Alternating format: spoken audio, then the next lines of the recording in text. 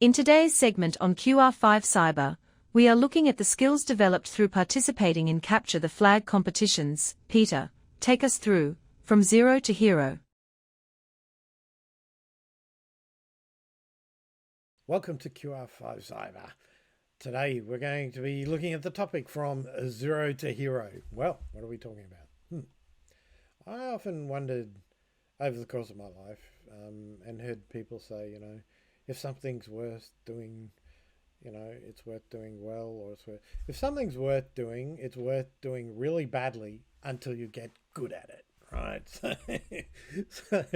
So on the topic of zero to hero today, everyone makes these weird analogies of rooster to feather duster and hero to zero to hero, all these kind of things. But what we want to look at today is the journey from knowing nothing about something to knowing a lot about something. Now, back in earlier decades, shall we say, I used to work at a very well-known telco, and there was a funny saying that we had in the 90s that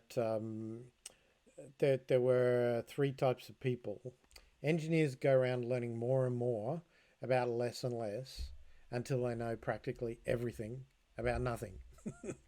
And technicians are people who go around learning less and less about more and more until they know practically nothing about everything.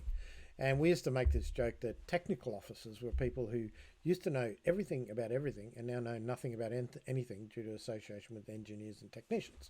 Now, it's a bit of an old 90s joke, I know, but, acquiring knowledge is an interesting thing, right? So acquiring knowledge is really about sort of like, I think, in the education profession, they talk about scaffolding their learning.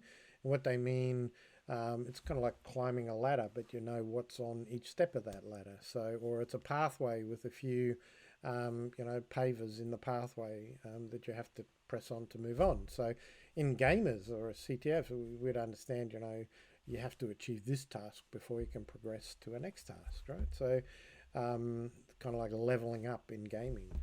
So this pathway that we're all on in life, you'll often hear people talk about being a lifelong learner, but we all start at zero, and I think even in the sales force they have this saying where it's a new year, everyone starts from zero. So going from zero to hero over a period of time requires us to do some scaffolding or plan our journey. And as a coach, I often talk about, writing things down, setting goals, and making sure they're all aligned to where we want to get to. So what does that look like in Capture the Flag? So in Capture the Flag, there you have to solve challenges in a cybersecurity context. They can be reverse engineering, they can be web exploit, binary exploit, crypto challenges, decoding things, or doing digital forensics.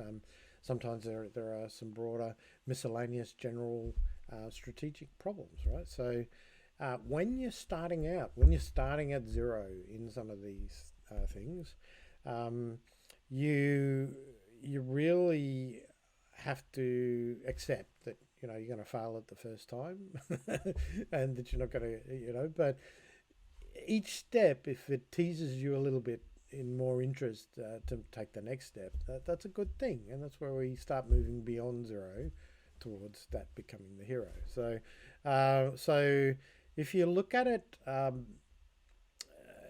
let's take the Capture the Flag. So when you go in a Capture the Flag competition, you have to register a team, and your team has different strengths and skills, and obviously you try and align those strengths and skills to the challenges that you need to solve as a team. And as you solve each challenge, you get points towards your team, and your team progresses. And now we have globally a global ranking scale of the top teams, and you can get global ranking points each competition you enter. So in terms of starting from zero, each competition there is a welcome flag usually, which you read the instructions or read the rules of the road, and then you get depending on which competition, how many points you get a flag for doing that, and that's your starting point. So involving new people in capture the flag to run around, get all the easy general flags or the miscellaneous ones in the easier competitions, and just get them used to submitting flags and understanding what they were and getting the little green. Yes, that was right. Well done. Is a great positive reinforcer. So then moving beyond zero, so that low-hanging fruit disappears very quickly as you get into the harder challenges. So you then have to have a look at your skills. So the next piece of the scaffolding or the waypoint on that journey is to really then go, okay, what do I need to do a reverse engineering challenge? Well, I think the recent CTF taught my team a good lesson where on the Kudos page was where the welcome flag was, and it was underneath all the sponsors in the competition. And one of the sponsors was Binary Ninja, which was a great non-commercial shout out there, but they were on the sponsor page. And they,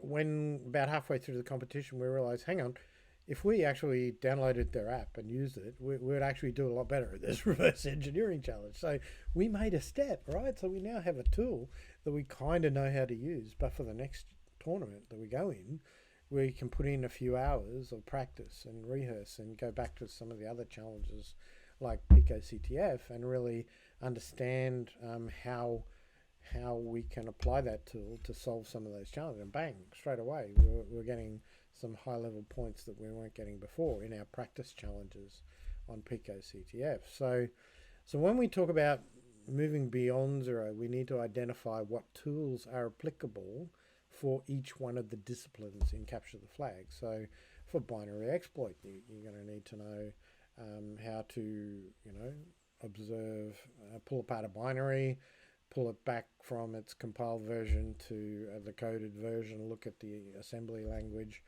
and you very quickly learn that there's a couple of pointers here. If we flip them, we might actually put the wrong answer in and get the right response.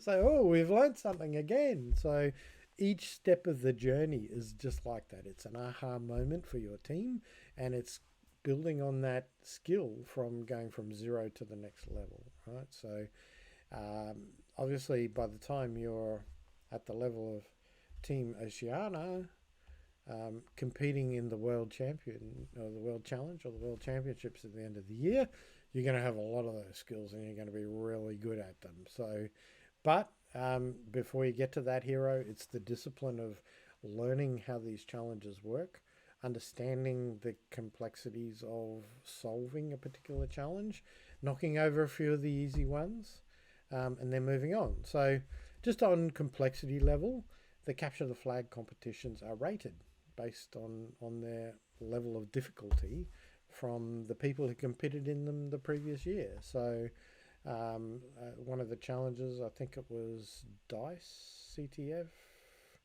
No, it was TET CTF was rated 74, and DICE CTF was rated, I think, 54 off the top of my head. So in theory, TET CTF was a little bit harder than DICE CTF because it had a higher ranking on the CTF Time ranking board, which is the portal where everyone goes to. So what's the differentiator here? So if we look at CTF, there's a couple of little levels of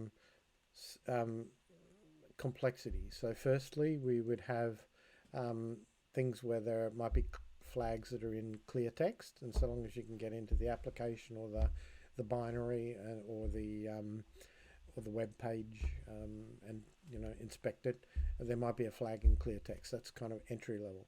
Secondly, there's I would say there are two different things here. There's encode decode.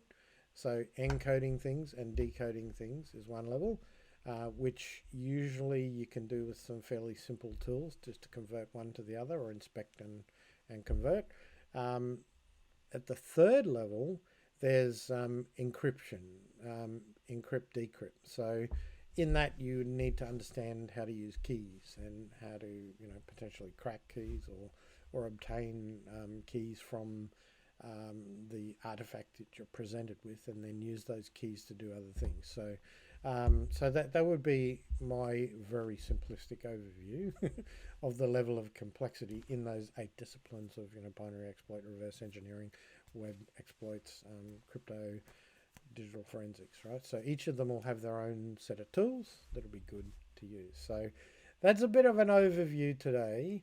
If you want to be a hero, you need to be able to use those tools. You need to be able to critically analyze and apply critical thinking to the challenges, unpack them, but don't work in isolation. Work across your team. Bring the strengths of your team. Oh, I'm stuck on this, so I need some fresh input from the rest of the team, right? So put your hand up, call out, do that. Teamwork and collaboration is one of the keys of a good capture the flag team. So thanks for joining us today on QR5 Cyber, and we'll see you next time.